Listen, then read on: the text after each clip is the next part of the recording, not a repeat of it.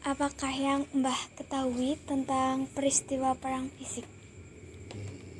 Ya, yang pertama sejarah perjuangan bangsa Indonesia mencatat bahwa kemerdekaan Republik Indonesia yang diproklamasikan pada tanggal 17 Agustus 1945 adalah atas peranan pemuda-pemudi masa itu yang diawali dengan menculik Bung Karno dan Bung Hatta ke Rengas Dengklok di Bekasi, Jawa Barat.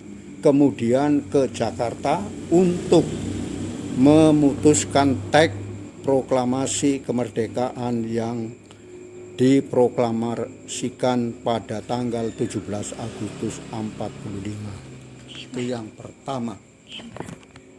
Yang kedua, Mbah, bagaimanakah yang terjadi tentang peristiwa fisik tersebut? Proklamasi kemerdekaan itu tidak serta-merta diterima oleh Belanda yang masih ingin menjajah di Indonesia. Atas sikap dan tindakan Belanda, maka berkobarlah perang kemerdekaan bangsa Indonesia yang dimulai pemuda-pemuda yang telah berhasil membentuk laskar-laskar perjuangan dengan senjata bambu runcing dan yang mereka rebut dari bala tentara Jepang yang sudah dikalahkan dalam pasukan sekutu dalam Perang Dunia Kedua. Nomor 8. Nomor 8 saya lanjutkan, Mbah. Ya. Berapa lama perang fisik tersebut terjadi, Mbah? Perang fisik terjadi. Jadi di sini saya jawab kemerdekaan bangsa dari penjajahan Belanda berlangsung selama kurang lebih 4 tahun. 4 tahun. 4 tahun. Saya lanjut, Mbah. Iya, nomor 9. Apa sajakah dampak yang ditimbulkan dari perang fisik tersebut, Mbah? Dampak yang ditimbulkan memakan korban jiwa yang tidak sedikit, bangunan-bangunan rusak, fasilitas jalan juga rusak, ekonomi maupun pemerintahan yang belum stabil karena dampak dari peperangan. Lebih daripada itu, petani-petani tidak bisa melakukan pertaniannya atau berkebun di ladang dan sebagainya. Masih banyak yang kita tidak tersampaikan di sini dampak daripada peperangan fisik. Nomor 9. Saya lanjut, Mbah. Iya. Apakah yang terjadi setelah peristiwa perang fisik tersebut, Mbah? Iya. Jawaban nomor 10.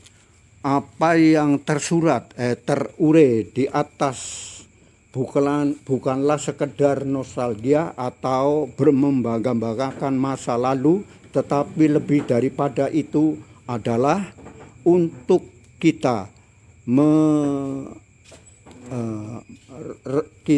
patut kita renungkan kembali untuk apa para pemuda pejuang bangsa yang saat ini disebut veteran pejuang.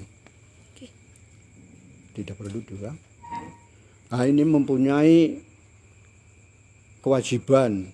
Yang pertama, bersedia merelakan jiwa dan raganya untuk mempertahankan kemerdekaan dan menjaga keutuhan NKRI.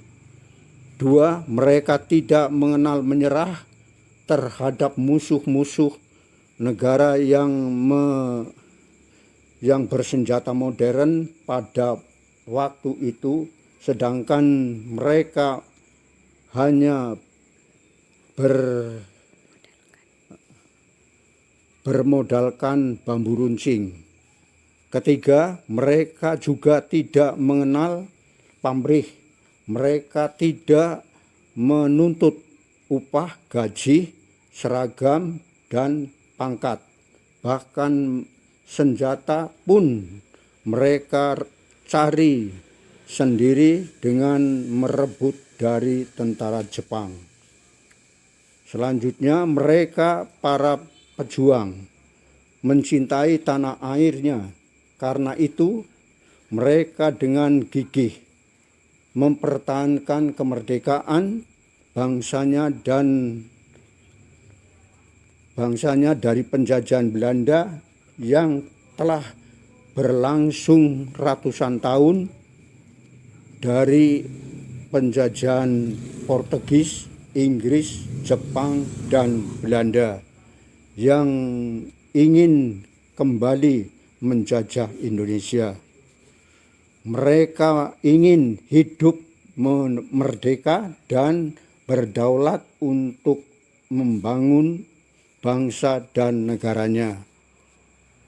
Dan yang utama, kemerdekaan adalah jembatan emas untuk mewujudkan kesejahteraan lahir dan batin, tegak berdiri sederajat dengan bangsa-bangsa lain di dunia.